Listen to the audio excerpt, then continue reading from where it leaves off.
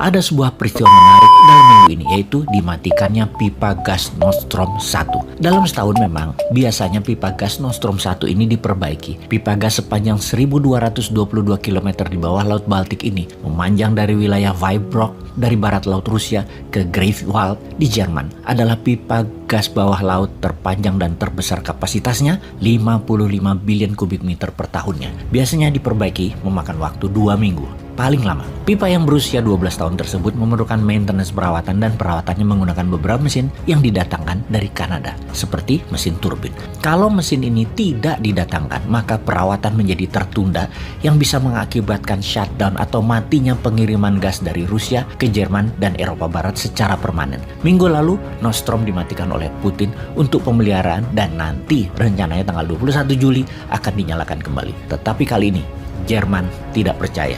Jerman menuduh Rusia akan mematikan aliran gas ini ke Jerman secara jangka panjang, bahkan bisa selama perang di Ukraina, di mana gas Rusia yang menghidupkan pendingin ruangan di masa musim panas yang sangat ekstrim kali ini untuk pendingin kebutuhan listrik, kantor, niaga, rumah tangga, serta manufaktur menjadi terancam kalau Rusia mematikannya secara permanen. Untuk hal itu, Kanada harus melanggar embargo untuk menolong Eropa. Kanada harus tetap mengirimkan turbinnya. Kalau tidak, maka aliran gas akan benar-benar ditutup oleh Rusia. Ini hal yang penting dan harus diputuskan segera. Rusia melakukan tekanan diplomasi. Beranikah Kanada melanggar embargo atau tetap menjalankan sanksi ekonomi, tidak mengirimkan turbin tersebut ke Rusia?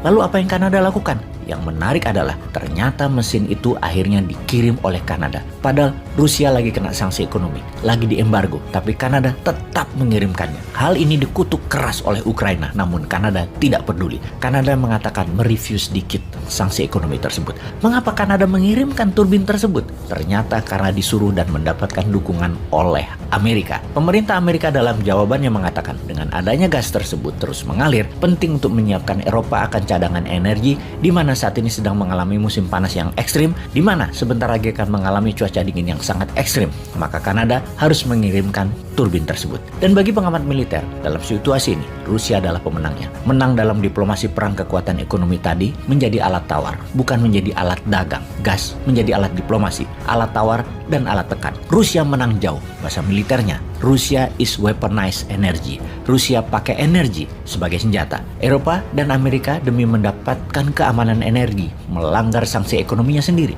Amerika dan sekutu Eropa memang munafik, berstandar ganda.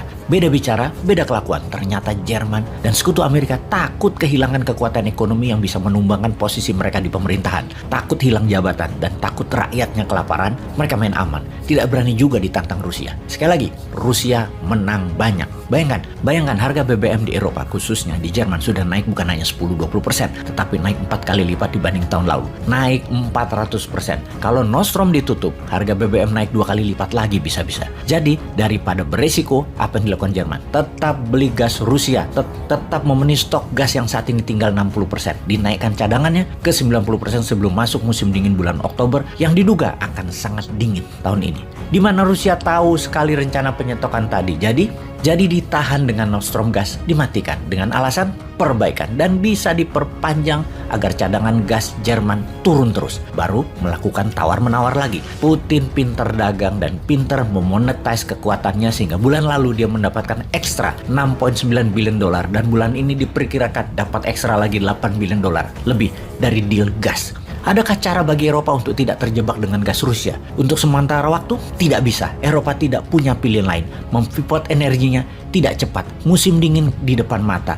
Saat ini Eropa tegang. Menanti D-Day tanggal 21 Juli. Tanggal Putin akan memainkan kartu trufnya. Apa yang Indonesia bisa ambil pelajaran dalam hal ini? Kalau mau menjadi negara superpower dan global player, tirulah Rusia. Misalnya, Indonesia menggunakan kekuatan thorium, mineral tanah jarang yang Indonesia miliki terbesar di dunia. 1 ton thorium bisa membangun 350.000 megawatt listrik alias 4 kali lipat terpasang listrik saat ini. Kalau kita menghasilkan thorium untuk ASEAN, tiap hari kita kirim gram-graman untuk kebutuhan bulanan, bahkan paling lama 1 tahun listrik negara ASEAN, bahkan beberapa negara besar dunia lainnya. Indonesia memiliki power menjadi pembeda. Maka kalau mereka melakukan hal yang macam-macam, maka thorium itu kita tahan. Thorium bukan alat komoditi, tapi alat tawar, alat tekan, dan alat diplomasi. Maka Indonesia akan dihormati. Bayangkan, listrik dengan bahan bakar gas, dengan bahan bakar batu bara menjadi mahal karena listrik bertenaga thorium harganya setengah dari harga batu bara. Selain murah, hanya Indonesia raja thoriumnya dunia. Bagai gas Eropa, Rusia raja 40%-nya. Sungguh, ngimpi deh punya pemimpin yang bisa menjadikan Indonesia seperti Rusia. Siapa ya orangnya? Tapi pastinya bukan Opung ya.